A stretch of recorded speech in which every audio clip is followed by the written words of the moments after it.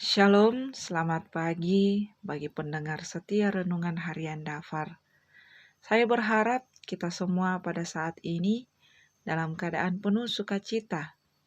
Pada saat ini kita akan kembali merenungkan firman Tuhan yang saya telah pilih dalam Injil Markus, pasalnya yang pertama, ayatnya yang ke-35 sampai ayatnya yang ke-39. Injil Markus pasalnya yang pertama, ayatnya yang ke-35 sampai ayatnya yang ke-39. Firman Tuhan, Yesus mengajar di kota-kota lain.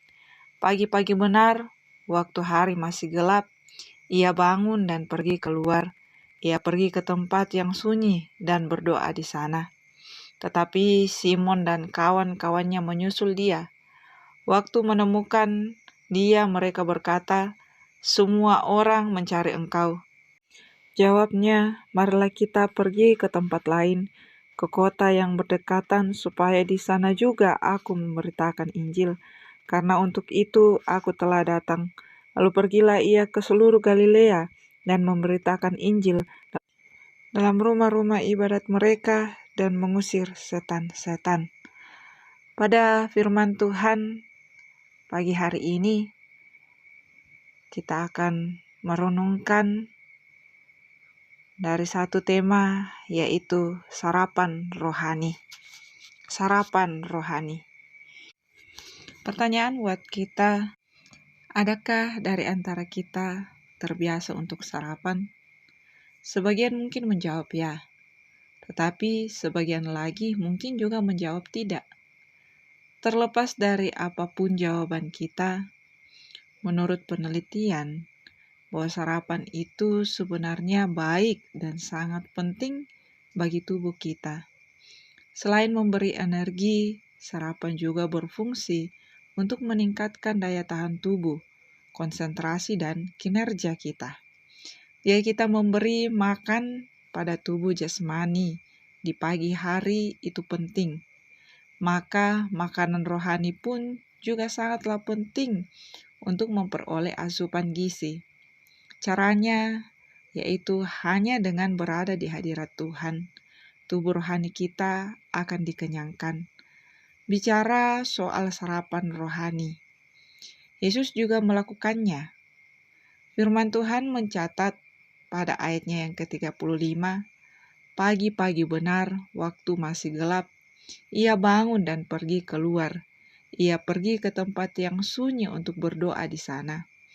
Meskipun Yesus adalah anak Allah yang diberi kuasa atas segalanya, namun sebelum melakukan pekerjaan-pekerjaan Bapa, Yesus terlebih dahulu memutuskan untuk mengenyangkan dirinya dengan datang ke hadirat Bapa. Sama halnya tubuh jasmani akan lemah tanpa makanan. Tubuh rohani kita pun akan lemah tanpa firman Tuhan. Tidak dapat dipungkiri bahwa kehidupan ini syarat akan tantangan, kesulitan, dan godaan dosa. Begitupun kita bangun pagi-pagi seakan semuanya antri menyambut kita. Karena itulah sangat penting bagi kita untuk datang terlebih dahulu ke hadirat Allah sebelum memulai aktivitas sepanjang hari.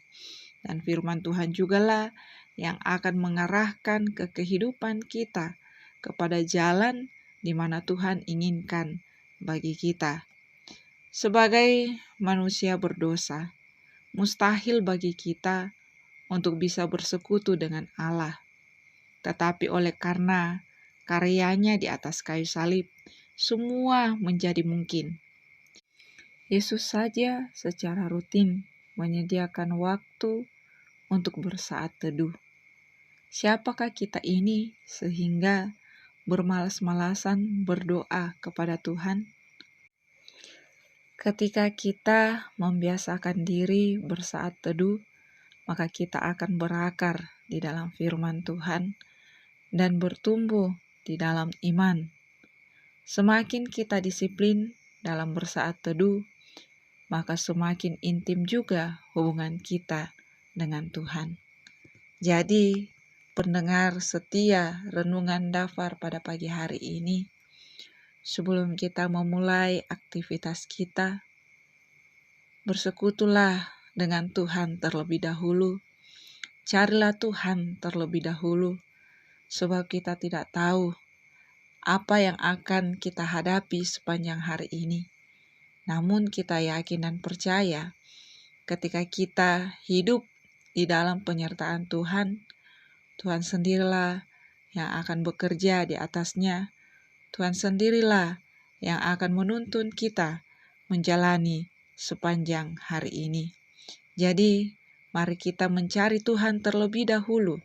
Setelah itu, barulah kita melakukan aktivitas kita, bahkan tugas tanggung jawab kita yang Tuhan telah percayakan bagi kita semua. Amin atas firman Tuhan. Mari kita berdoa.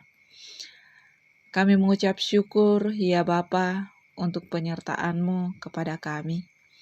Di mana, ya Bapa, Engkau telah memelihara kami sepanjang malam, sehingga kami boleh bangun pada pagi hari ini dengan kehidupan yang baru dan berkat yang baru daripada Tuhan sendiri.